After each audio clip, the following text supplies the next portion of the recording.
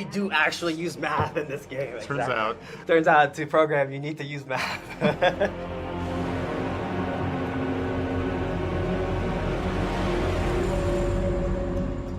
When you look at accessibility as a whole in the games industry, it wasn't even mildly thought about outside of potentially colorblind mode 10 years ago. And if they were in games, it was largely by accident. And then you kind of started seeing games take it more seriously and say, hey, you know what? Maybe we can do some things that broaden our demographic. My name is Brock Davis and I'm a test analyst for Diablo IV. A lot of changes have been happening since we last spoke over a year ago.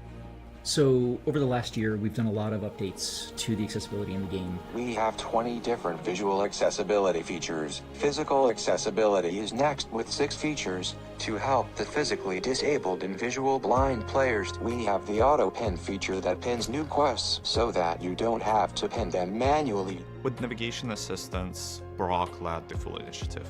He was responsible for all the test planning and execution, working together with designers and engineers. Something that became very clear once you actually have to make something like this, you have to build it up in layers, right? Yeah. Like you need pathing data. The next step of that is auto pinning where you need to go on the map. And then on that, you build on top of it. Here's all the feedback systems, right? And that's where our compass and sonar stuff come in.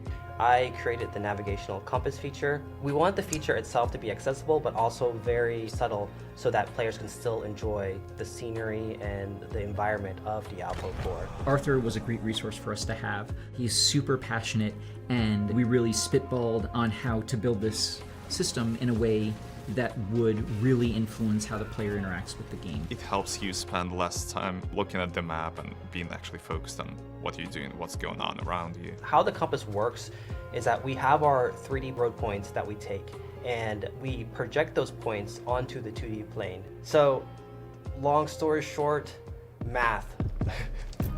We started thinking of what are the environments the player can end up with? How will it behave in the darkest dungeons or in the brightest sense of Kyrgyzstan? What will happen when you have a certain buff with VFX on you? And we also spent some time playing in Torment 4, running through Helltide, when all the monsters just rushing at you, just making sure that you can actually see that compass, that it's helpful and that it is actually doing what it's supposed to do. You're doing your own iteration as a programmer, and then you present it to the design. QA also has their iteration, right? It's a long process. I would shout out QA, honestly.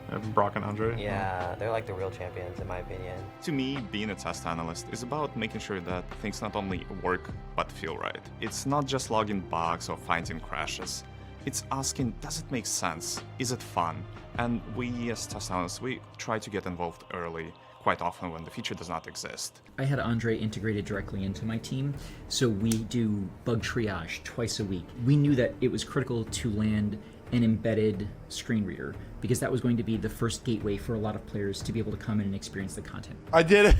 Use screen reader. Enabled. Screen reader speed. You don't realize how many places it needs to be used.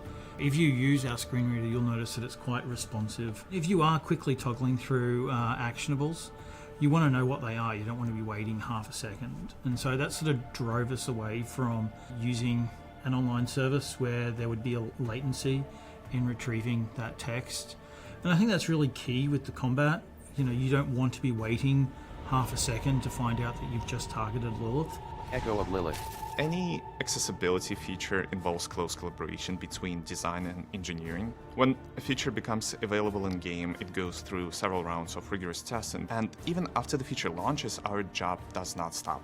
In QA, we always have to work within the team, talking to a developer on a new concept so that we can start early enough to test plan for that concept. Communication is key. Brock is one of the test analysts that I've been working a lot with, and to be honest, it's been a game changer to have someone as passionate about accessibility as he is. Screen Reader specifically heavily relies on the UX pipeline. Once we have those designs available, we first of all need to think of a functional side of it. Does it read all the correct elements on the screen? Can you skip between lines? Does it respect this custom speed that you selected in the settings? 95% of the time, the screen reader just works and we don't have to think about it. And that 5% when we build a screen, now we can go through and manually set a read order that can effectively build a better mental map for players. The Armory, it was a completely new UI, and that required lots of custom screen reader work. Hammer time. Equipment. Huge revamp of wardrobe. Warriors top knot. That was a big effort. Vessel of Hatred. We've had so many screens. Mercenaries, that was a super fun one. The complexity in getting this as, a feature complete and being consistent across all platforms was, a mammoth effort. Our goal was to make sure that people of every capability could come into the game and play and have a great experience. And now we enabled players who couldn't see to actually navigate the entire campaign and do it only with audio cues, which was a really, really big win that we were aiming for a while. Audio navigation assistance is where the player places a pen, and a directional sound will play to help the player to the pen. Okay, that's cool. The sonar navigation feature, what we wanted to provide players was a way for folks who are playing with low vision to be able to get a pretty clear signal as to what objectives they want to navigate to next. It'll play different sounds based upon your character's relative heading to where the sound is going to be.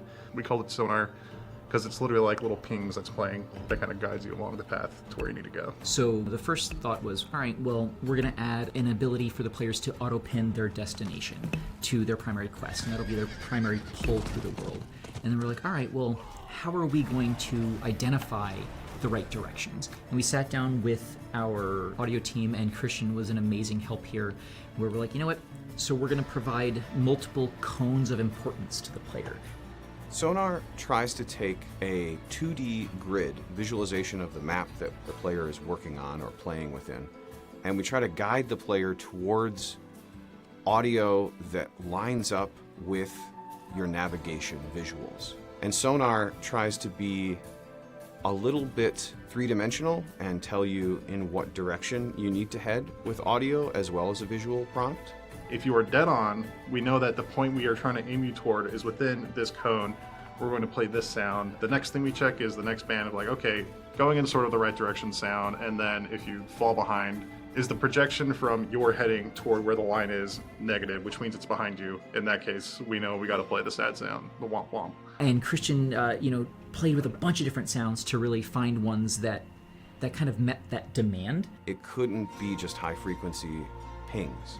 It had to be something that was a little bit more refined and that wasn't as obnoxious. We ended up with 3 tones that I think really expertly express the "you're doing a good job" sound effect. So yeah, this is my sound design session for the sonar, and I started by looking at what does a sonar ping sound like in the real world. All of them are pretty annoying. So I knew that I needed to use a derivative of this. So the next thing I did, I started to listen to gems. They're a lot more interesting and a lot less fatiguing than the sonar pings themselves. So I went and used a synthesizer to generate different sweeping layers. Things like this. Having a quick pitch that dives is an easy way to make sure that people who only hear in certain frequency domains will always get some of that frequency through. We also want something that hits, that makes an impact. We blend them together and we end up with something that's a little bit sonar and something that's a little bit more complex and a little less fatiguing. So when we are off target, they are facing the wrong direction. They need to be facing a better direction. This is the sound that will play. Like you hear it and you're like, well, clearly I'm not doing this right. And when we get closer, the distance between those beats gets a little closer, and we add an element of a wood block to let you know that you're doing something correctly here. Yeah, you're still kind of going in the right direction, but maybe you're skewing it a little bit too far. And when we finally turn in within 30 degrees of our visual navigation, we'll hear an on-target sound. Like, yeah, you're doing a good job. You're going the right way. One of the problems that we had to deal with is if your character has just crazy run speed busts going on. Where can we predict you're going to be in like a second and a half based upon how fast you're running right now? As you get closer, we have distance attenuation set up on it, so you'll hear the kind of continuous tone of the traversal approaching and the sonar pinging in that direction, at which point then the screen reader kicks in to be like, here's a traversal, press this button to navigate. Spacebar. Having these multiple things in combination is where I really see the whole picture coming together for audio assistance. Reality is most people turn that feature on. Once it's on permanently. And Brock basically said, can we dial this back a little bit? This is a little too intense and can be a little bit too much over time. And I'm grateful for that because we found the right balance. We always say that accessibility is a marathon, not a sprint. Drew was really helpful in providing goalposts for us to make sure that what we delivered on was something that actually moves the needle for accessibility. We were put in front of the right focus groups, and he made sure that when we test, we're testing with our target demographics in mind. Players who don't need to use the accessibility features, that's great, but accessibility features are important to me because they allow everyone to play the game without question of their mobility, dexterity, or cognitive ability. You're making room at the table for someone else to come play. Yeah, exactly. We're game developers. We want people to play the games. We want more people to play the games that we put out. Reading all the forum posts about people being able to enjoy the game or seeing a fully blind person defeat Uber Lilith after a launch, those moments hit hard. As a gamer with no vision whatsoever, I think that when you take into consideration implicit accessibility and the explicit accessibility, that really bridges that gap when it comes to player agency and competitive equity. You really are changing lives. These features will help people experience things that they otherwise couldn't, and that overall is just an incredible feeling that we all get.